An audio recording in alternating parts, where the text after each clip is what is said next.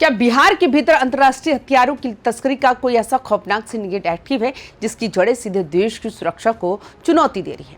जरा सोचिए, सुनसान सड़क है मलकौनी रोड का वो मरघट और उसके पास बना एक पुराना पुल जिसके नीचे सूखी मिट्टी और कबाड़ के बीच छुपा कर रखी गई हो दुनिया की सबसे खतरनाक और घातक बंदूकों में से एक, यानी विदेशी AK-47।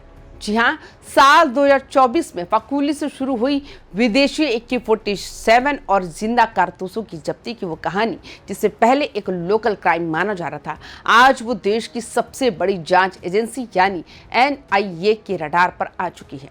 आखिर वो कौन से 4 नामचीन चेहरे हैं जिनकी कुंडली खंगालने के लिए NIA के पुलिस अधीक्षक ने सीधे जिले के DM साहब को इमरजेंसी लेटर भेज दिया? क्या इस विदेशी AK-47 के पीछे का सिंडिकेट सिर्फ बिहार तक सीमित है या इसके तार सरहद पार किसी बड़े आतंकी नेटवर्क से जुड़े हैं? और सबसे बड़ा सवाल, जब इन तस्करों ने विदेशी वेपन के साथ लेंस और बट की डील की तो केंद्रीय गृह मंत्रालय को खुद इस केस में एंट्री क्यों मारनी पड़ी? आज की इस वीडियो में हम NIA की इसी महा ऑपरेशन और जमीन के भीतर छिपे हथियारों के साम्राज्य का पूरा राज खोलने जा रहे हैं। तो अगर अभी तक आपने YBN बिहार झारखंड को सब्सक्राइब नहीं किया है तो तुरंत कीजिए, क्योंकि आज की ये इनसाइड स्टोरी आपके होश उड़ाने वाली है। नमस्कार, आपका स्वागत है YBN बिहार झारखंड में। मैं हूं आपके साथ मुदिता त्रिपाठी। ये पूरा खेल तब शुरू हुआ जब 7 मई 2024 को बिहार STF और DIU की टीम ने एक गुप्त सूचना के आधार पर विकास और सत्यम नाम के 2 लड़कों को दबोचा। शुरुआती तलाशी में पुलिस को इनके पास से कोई बड़ी बंदूक नहीं बल्कि एक बेहद हाईटेक लेंस और गन का बट मिला।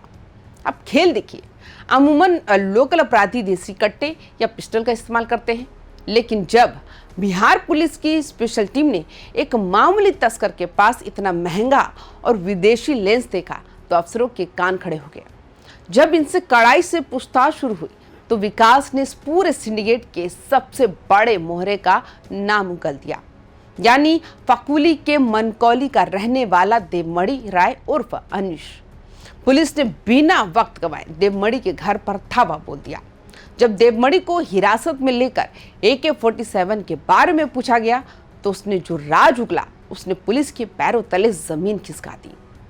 देवमणि की निशानदेही पर पुलिस मलकौनी रोड के मरघट के पास बने एक पुल के नीचे पहुंचती है और वहां से बरामद होती है चमचमाती हुई विदेशी AK-47 और 7 बोर के 5 जिंदा कारतूस। जब इस बंदूक में बरामद हुआ लेंस और बट फिट किया गया तो वो बिल्कुल परफेक्ट मैच था, यानी कि बिहार की धरती पर एक बेहद एडवांस ऑटोमेटिक वेपन की डील की जा रही थी। जैसे ही इस केस में विदेशी AK-47 की एंट्री हुई, मामले की गंभीरता को देखते हुए देश के गृह मंत्रालय ने एक बड़ा फैसला लिया। लोकल पुलिस से केस को वापस लेकर इसकी कमान सीधे नेशनल इन्वेस्टिगेशन एजेंसी यानी NIA को सौंप दी गई, क्योंकि ये सिर्फ हथियारों की खरीद बिक्री का मामला नहीं था बल्कि देश की आंतरिक सुरक्षा के लिए एक बहुत बड़ा अलार्म था। NIA की शुरुआती जांच में ये बात साफ तौर पर उभर कर सामने आई। इस काले कारोबार का जाल बिहार के किसी एक कोने में नहीं बल्कि कई जिलों में फैला हुआ था। इसमें फकूली के देवमणि राय के साथ साथ साहेबगंज के विशंभरपुर मधुबनी का कुंदन कुमार, मिठनपुरा तिनकोटिया का मंजूर खान, जैतपुरा पोखरेरा का विकास कुमार और हाजीपुर के अजान पीर से गिरफ्तार हुआ सत्यम शामिल था। यानी मुजफ्फरपुर, वैशाली और आसपास के जिलों के अपराधियों का एक ऐसा कॉकटेल तैयार हो चुका था जो बड़े पैमाने पर विदेशी हथियारों की खेप को खपाने की तैयारी में था। NIA के एक्सपर्ट्स इस एंगल पर लगातार काम कर रहे हैं कि आखिर इन अपराधियों को इस लेवल की विदेशी गन सप्लाई करने वाला असली मास्टरमाइंड आखिर कौन है और इसके लिए फंडिंग कहां से आ रही थी। अब आते हैं उस सबसे बड़े और नए एक्शन पर जिसने इस वक्त बिहार के क्राइम सिंडिकेट में भयंकर खलबली मचा दी।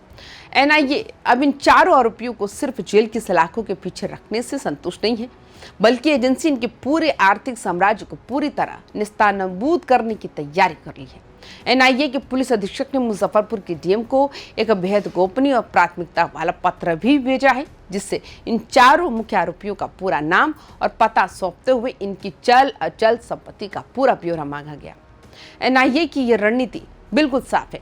अगर इन तस्करों ने विदेशी हथियारों के अवैध काले कारोबार से 1 रुपए की भी संपत्ति अर्जित की है, चाहे वो आलिशान मकान हो, जमीन हो या फिर बेनामी बैंक अकाउंट्स, उसे यूएपीए के तहत तुरंत जब्त किया जाएगा। इससे पहले एनआईए ने परिवहन विभाग यानी डीटीओ से इन अपराधियों के नाम पर रजिस्टर्ड लग्जरी गाड़ियों और बाइकों की पूरी लिस्ट निकाली थी। जिला प्रशासन ने भी एनआईए के इस कड़क पत्र के आलोक में अपनी स्पेशल टीमों को एक्टिव कर दिया और चारों आरोपियों की जमीनों के कागजात खंगालने शुरू कर दिए।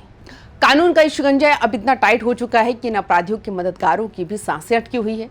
तो फकुली के मरघट वाले पुल के नीचे से निकली AK-47 ने यह तो साबित कर दिया कि बिहार में बड़े वेपन सिंडिकेट्स की जड़ें काफी गहरी हो चुकी है। लेकिन सबसे बड़ा और बुनियादी सवाल आज भी वही खड़ा है, आखिर ये AK-47 और जिंदा कारतूस किस बड़े टारगेट को अंजाम देने के लिए मंगाए गए थे? क्या बिहार में किसी बहुत बड़े रसूखदार शख्स की हत्या या किसी बड़ी आतंकी साजिश की रूपरेखा तैयार की जा रही थी? एनआईए ने गुर्गों की संपत्ति तो जब्त करने की तैयारी कर ली, लेकिन जब तक सीमा पार बैठे असली सप्लायरों के गिरबान तक कानून का हाथ नहीं पहुंचेगा, तब तक ऐसे खतरों को पूरी तरह खत्म करना नामुमकिन होगा। अब पूरे बिहार की नजरें एनआईए की इस बड़ी संपत्ति जब्ती वाली कार्रवाई पर टिकी है।